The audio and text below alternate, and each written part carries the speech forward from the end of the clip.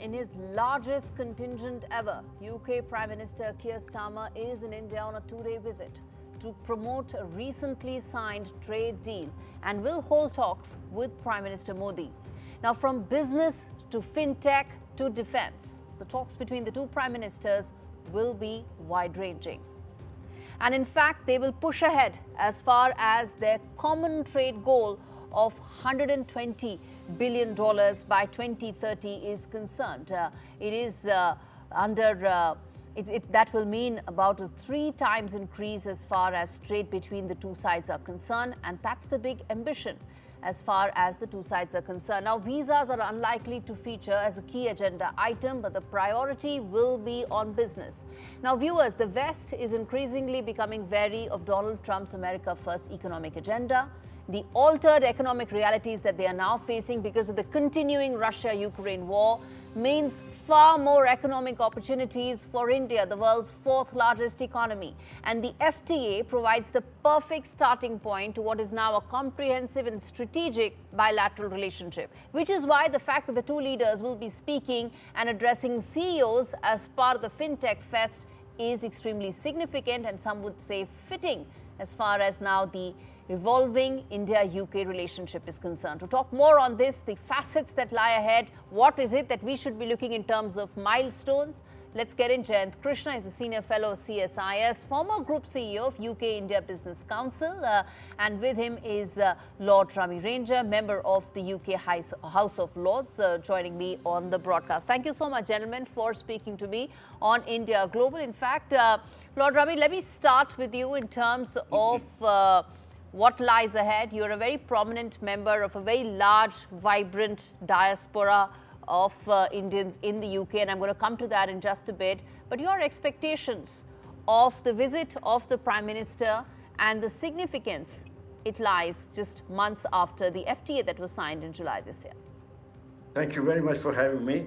This is a mother of all free trade agreement between the largest and the oldest democracy, sharing each other's values, secular, democratic, rule of law at the heart of their governance. Both speak English, both are not stranger to each other. They have 200 years of history together, and they both need each other. One is growing at the rapid speed of 8%, given the size of the market is huge. The other one is now left the European community, needs allies, need partners, and business trade is all about cooperation, collaboration. Government of India has provided the businessman a platform for them to take advantage of it. And in business they say hidden talent is no talent. The Indian and the British businessmen have to link together, have to form strategic alliances to build a very big, powerful network and a global industry. For example, India provides a scale of production. You've seen that at the time of COVID. I am already talking to the Defense Secretary that we should be moving our production, defense production, to India for 2 reasons. First, our defense industry is contracting, where India's defense industry is expanding. Right. So therefore, it is very, very important that we link together to produce products in India, then compete with China. That's a very important point you mentioned, Lord Rami. In fact, I was coming to defense in just a bit, that how important that will also be. Defense manufacturing, defense production. India is a very large market, and integrating there for British companies will be very important. I'm going to come on defense in just a bit. Let's get in Mr. Krishna as well on his expectations of the largest ever business delegation that is there, from universities to culture to trade, all of them wooing the India market like never before. Absolutely, Gauri. It brings me back to my years at UK India Business Council when I was the group CEO, and we used to co-host the CEO Forum. I think this record has beaten all previous records hollow, and this is surely the largest ever visit of business people, industry captains from UK to India. And, as the UK itself has said that, this trade deal is the biggest trade deal they have signed post-Brexit. So after so many years, such an important, milestone has been achieved, and it has taken the tenure of 4 different British prime ministers, Boris to to Rishi and to the current Prime Minister and Liz Trust also. So I think it is very, very important.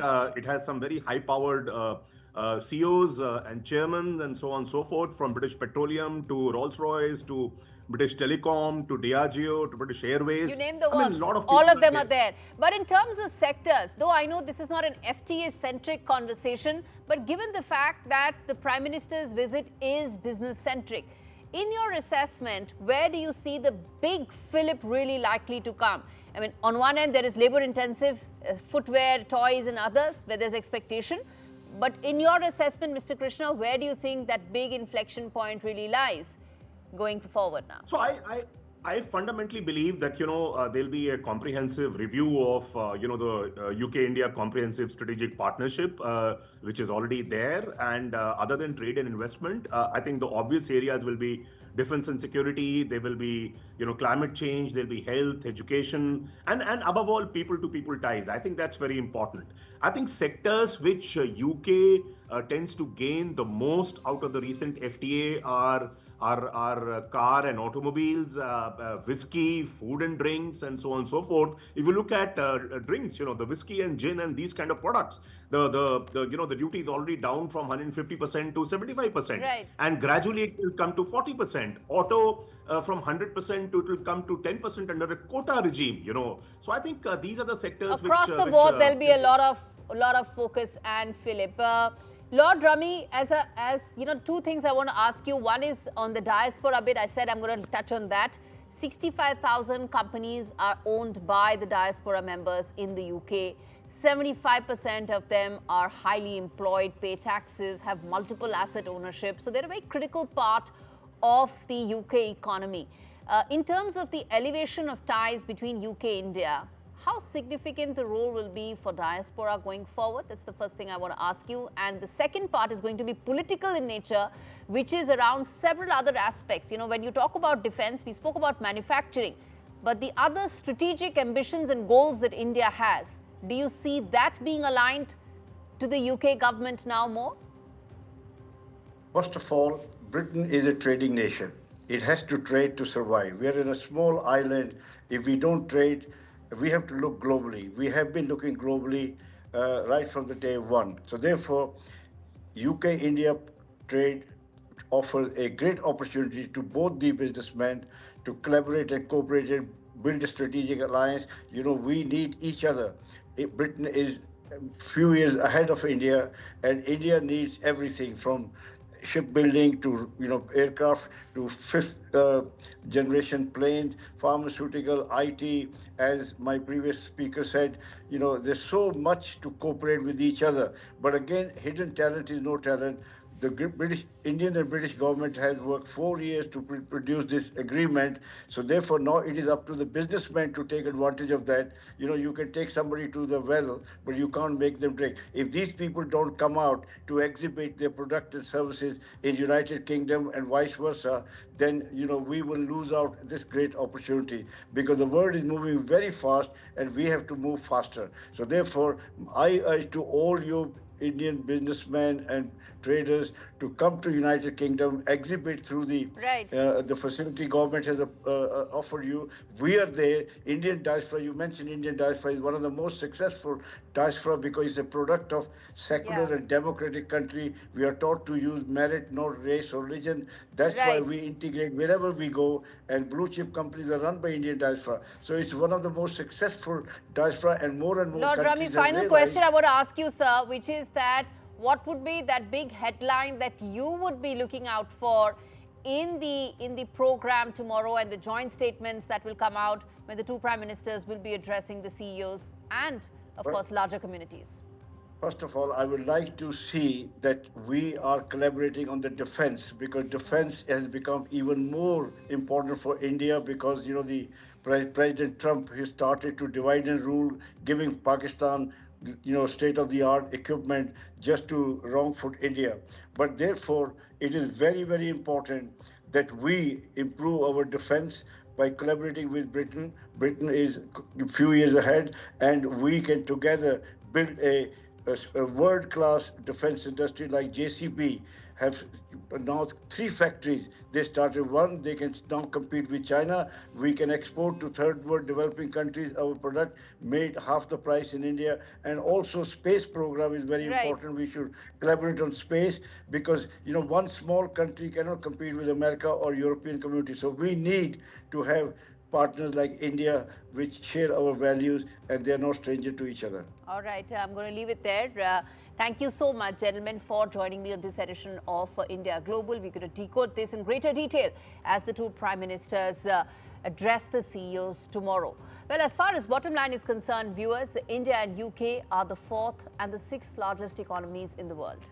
Their coming together can build a lot in terms of the synergies. And prima facie, there are 2 which really stand out.